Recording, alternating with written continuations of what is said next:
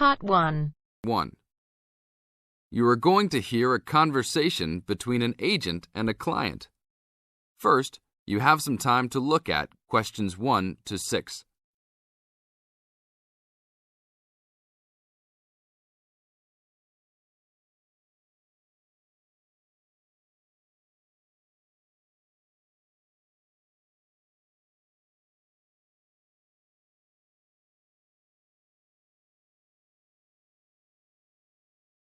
Now listen to the tape and answer the questions. Hello? Hi, good morning. Are you open yet? Yes, we are. Come in. Would you like to rent an apartment in the city? Well, kind of. I'd rather rent one near the harbor if possible. Oh, okay. Do you like the water? Yes, I do, but I actually repair sailboats for a living, so I'd like to be close to work. That's understandable. We all want to live close to work. Well, I think I have something near there. How many rooms would you like? Just one. I'm alone. But I would like to have an extra room for my dog. So you'd like 2 rooms and an apartment that accepts animals. Here's one. It's 1 block up from the harbor and renting for $445. How's that? That's perfect. Just what I was hoping to pay. What floor is it on? Floor? Oh, it's on the 12th floor. That's too high. I'd like to be on the 1st or 2nd floor so that I don't have to use the elevator. My dog, he's scared of them. Oh, well then, that's a little more complicated. Let me make a few calls. Okay, I think I found a couple more for you. Here's one that might suit your needs. How much? $395 a month. That's cheap. But it's only a 1-bedroom, a large one, but it's still just 1 room. Oh, well, regardless of whether the room is small, I still need a separate room for my dog. What else do you have? Then I have a 2-bedroom for $565 on the 2nd floor that is a little further away from the harbor. How far? About a half mile, and they accept pets.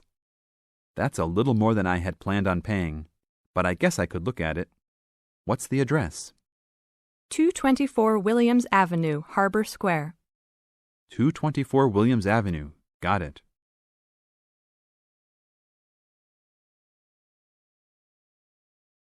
Now look at questions 7 to 10.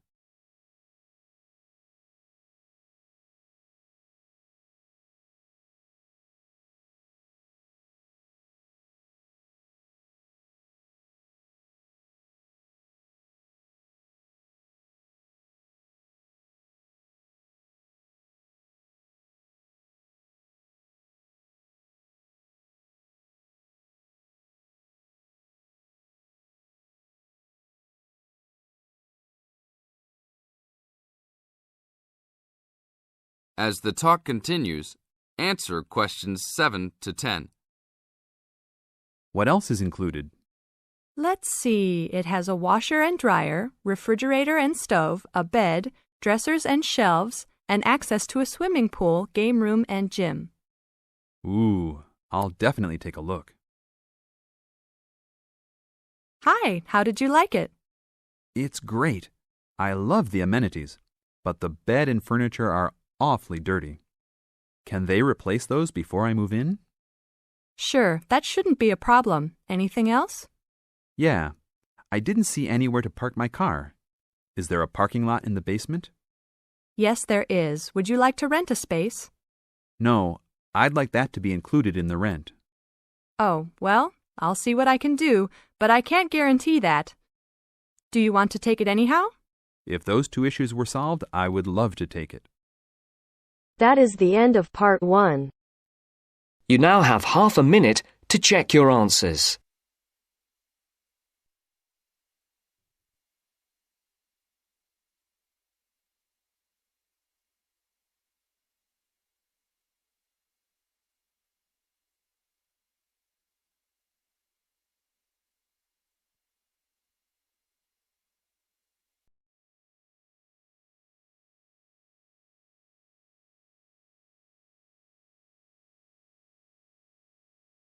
Now turns to Part 2. Part 2. You will hear a student union officer explaining about the union's functions and services to a group of new university students. First, you have some time to look at questions 11 to 15.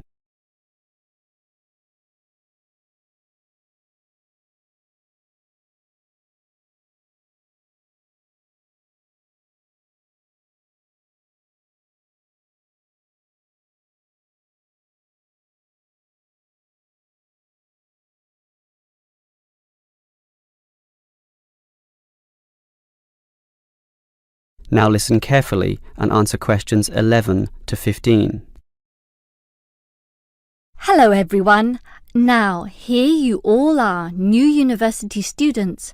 And the first question you probably have is, what is a student union? Another question is, do I have to join? Well, regarding this second question, let me say that membership used to be compulsory in the past, but that did cause some controversy, particularly from students who wanted to remain free and unaffiliated, and this university responded.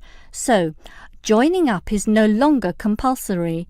It's totally up to you, although I'll admit there is a fairly strong obligation to join, since all students benefit from the large variety of services that we offer. We do understand, however, that many might be unwilling to join because of a supposed political slant to the union. Traditionally, student unions have been seen as being dominated by the left, and I suppose that's still true to a large extent. Here, however, at this university, our union discourages such one-sided viewpoints, and students across the whole political spectrum are welcome. Thus, if you feel that you are a conservative type, in other words, leaning to the right, you are particularly urged to join, to provide a more balanced representation. Now, let me move back to the first question. What are we? We are a formal organisation, but totally independent of the educational body. We make our own rules, rent our own premises, and organise ourselves as we wish, and our mission is basically to help you. For example, do you remember how you all arrived in late February to have an orientation week? That gave you an invaluable induction into life here, right? Well, the student union organised all the festivities at the end of that. The barbecues, partying and drinking, and even the musical entertainment as well. We'll do that again on occasions, and as always, those events take place on the football ground. Now, do you have any questions before I move on? Before you hear the rest of the talk, you have some time to look at questions 16 to 20.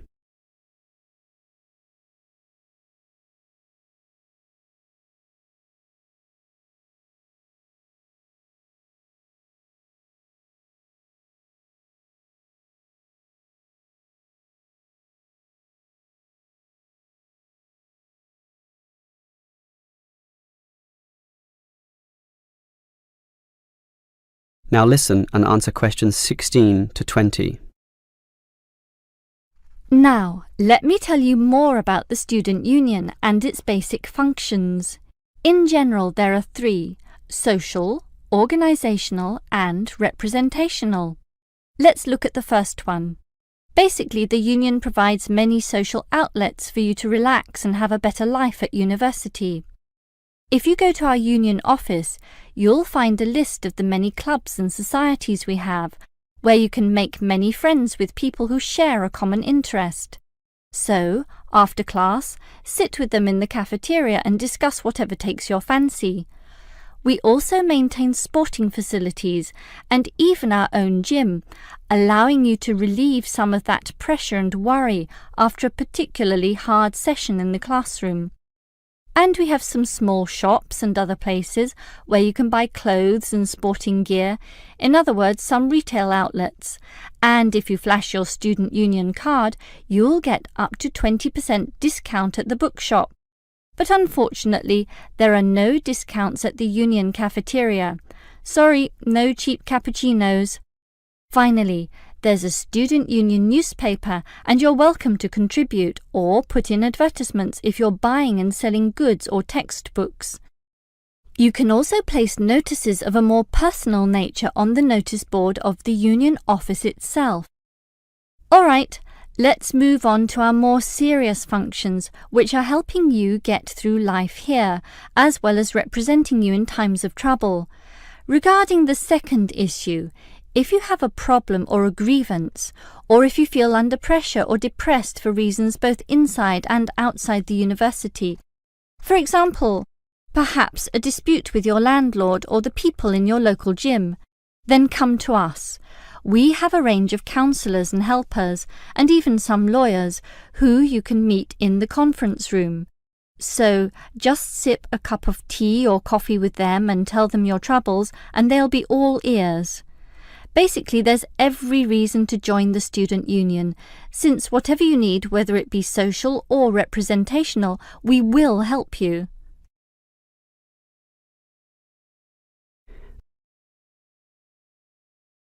That is the end of part 2. You now have half a minute to check your answers.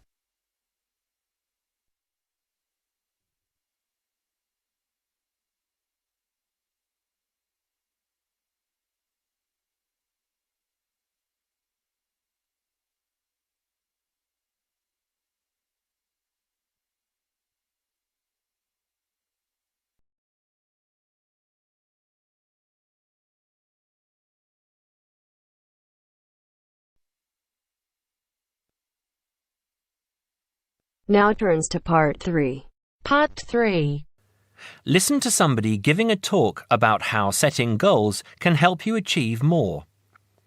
First, you have some time to look at questions 21 to 24.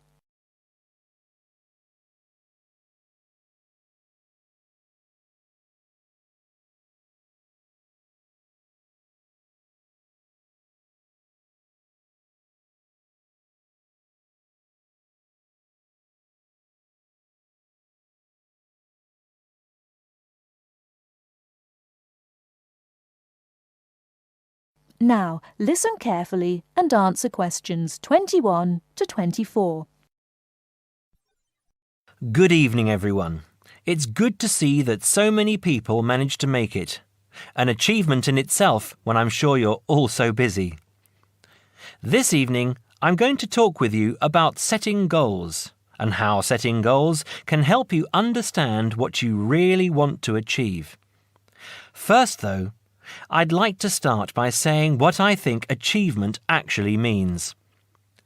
I think some people think it's simply about being successful in a job or making money, but it certainly doesn't have to mean that. Achievement is simply accomplishing goals that you set for yourself, doing what you plan to do, and people might plan to do all sorts of different things. Achievement is about realizing your dreams. I would also like to say that to achieve, you must have belief. Belief that you can do whatever it is you want to do. There is more to achievement than simply wanting to do something. Anyone can say that they want something, but actually getting it is not so easy. To get it, you must believe that it is yours. Not having belief is the main reason that so many people do not achieve. If you really want something, you must talk and act like you already have it. Then you have belief, and then you will achieve. So, goal setting. Goal setting is about imagining the future and then turning the dream into a reality. Setting goals helps you to be clear about what you really want and helps you concentrate on getting what you want. Setting goals will help you see what is stopping you from knowing what's important. And because achieving goals makes you feel good, you will be more confident and succeed more easily. Goal setting is something that all achievers do, whether they are high flyers in business or successful athletes. It is important that you set both long-term and short-term goals. First, you need to have an idea of what you want from life. I call this the big picture. Then you break this down into a number of smaller goals that you need to achieve in order to achieve the overall goal. As I say, the first step is to see the big picture. Think about what you want in the next 15 or 20 years.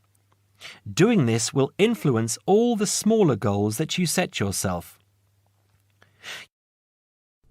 Before you hear the rest of the talk, you have some time to look at questions 25 to 30.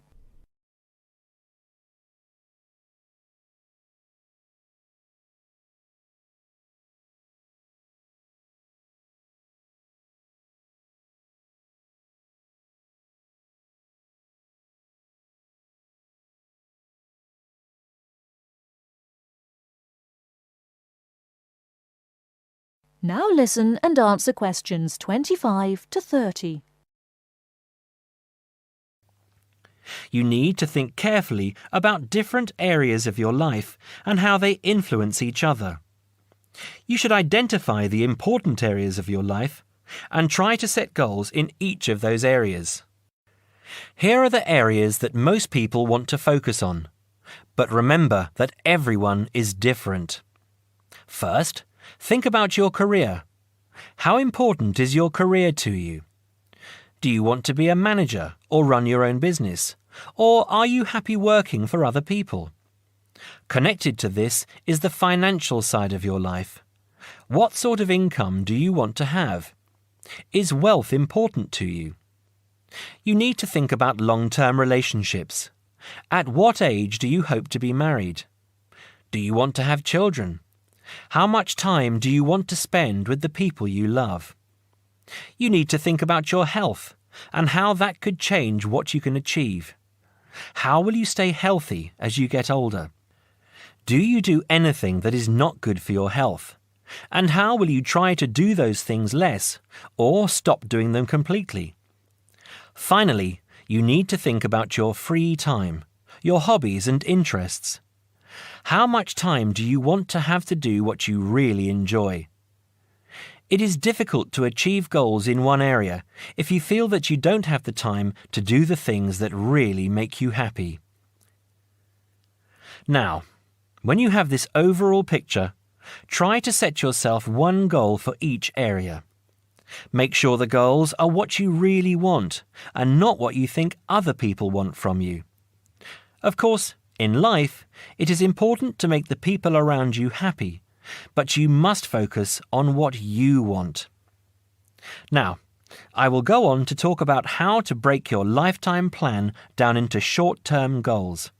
But first, does anyone have any questions about what I've said so far?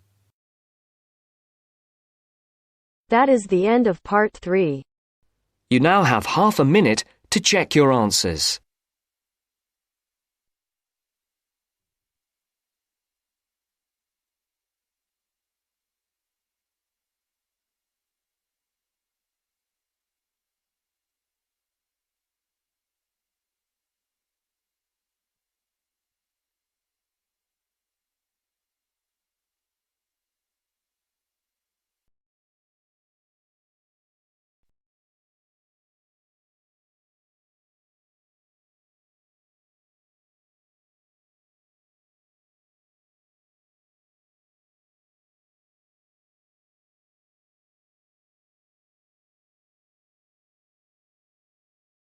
Now turns to part 4. Part 4. You are going to hear a talk on 2 famous American presidents. As you listen, fill the missing information in the notes below. First, you have some time to look at questions 31 to 40.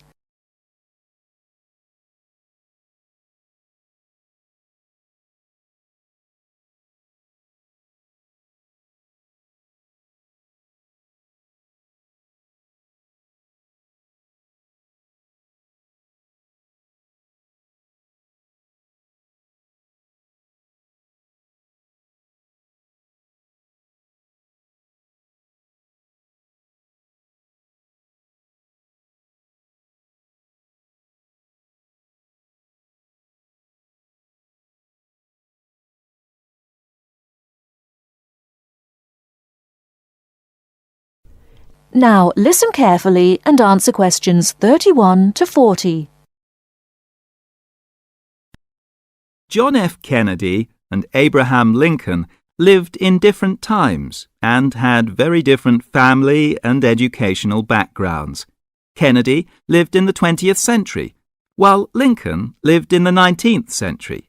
Kennedy was born in 1917, whereas Lincoln was born more than 100 years earlier, in 1809.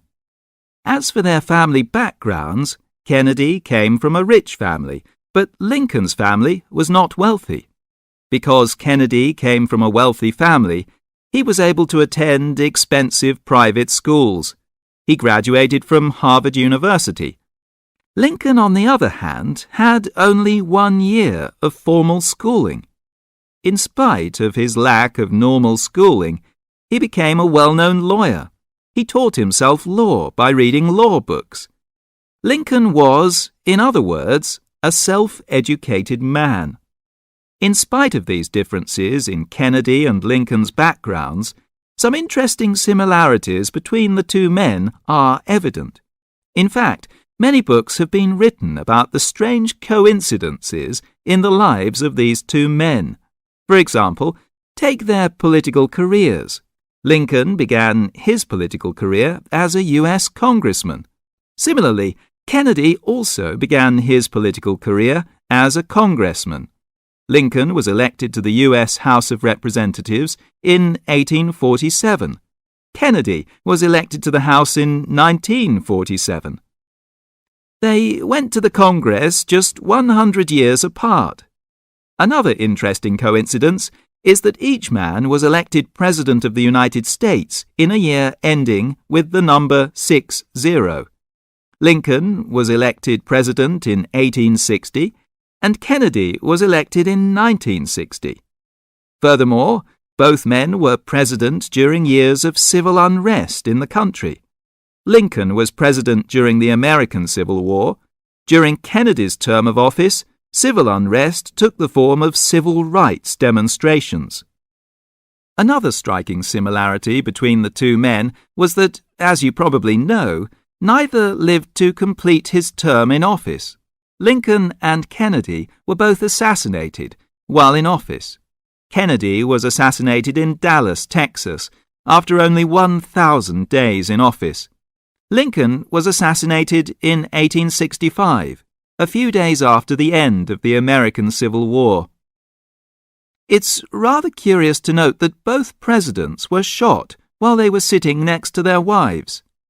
These are only a few examples of the uncanny and unusual similarities between the destinies of these two American men, who had a tremendous impact on the social and political life of the United States and the imagination of the American people.